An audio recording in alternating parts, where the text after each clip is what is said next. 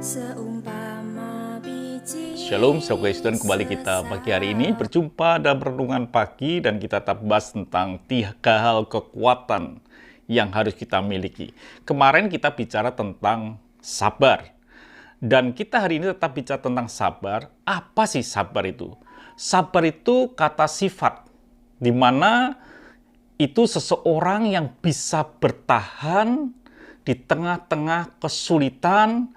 Dia tidak mengeluh, dia tidak memberontak, dia tidak tetap cepat marah, dan dia tetap dalam posisi yang sama bisa bercahaya. Itu orang sabar.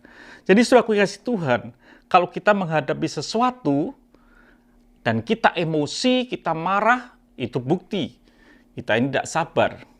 Sabar itu ada batasnya enggak? Seringkali orang berkata, sabar kuwi ono batese. Tetapi saudara kasih Tuhan, sabar itu tidak ada batasnya.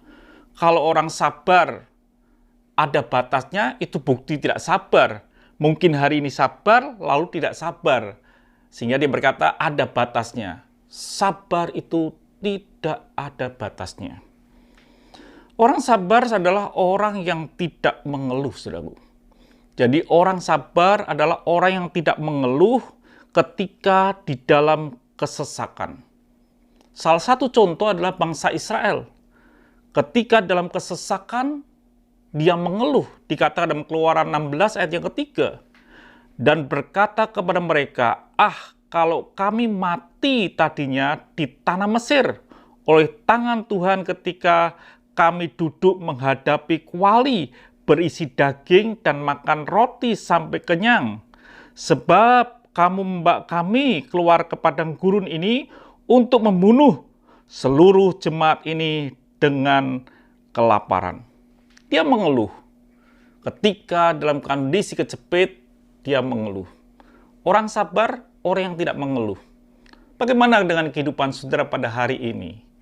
Apakah mulut kita penuh dengan keluhan, bukan pujian, bukan ucapan syukur, tapi kita mengeluh? Ketika kita dalam kondisi terjepit, kondisi terdesak, atau mungkin banyak hal yang kita hadapi pada masa-masa ini, apa yang sedang keluar dari mulut kita itu dari hati kita, dari sifat kita. Kalau kita ini orang yang sabar karena buah roh, maka saudara bisa mengatasi dan saudara bisa tampil bercahaya di tengah-tengah kegelapan.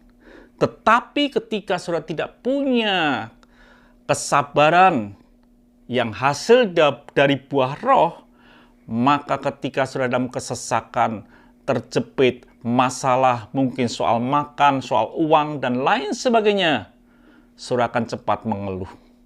Saudara akan menyesal dengan perjalanan hidup ini, dan saudara akan mengeluh. Seharusnya seperti ini, tidak itu, lebih enak di sana, dan lain sebagainya.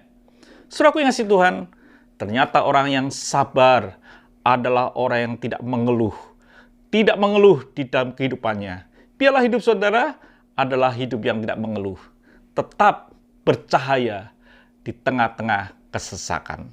Tuhan memberkati. Mari kita berdoa. Biarlah Tuhan, kami adalah orang yang sabar. Terbukti dari ucapan kami, tidak ada keluhan, tidak ada menggerutu, tapi kami mengucap syukur. Biarlah cahaya kami tetap bercahaya di tengah-tengah kegelapan. Terima kasih Bapa, dalam nama Tuhan Yesus Kristus kami sudah berdoa dan bersyukur. Haleluya, amin. Tetaplah menjadi sabar. Tuhan memberkati.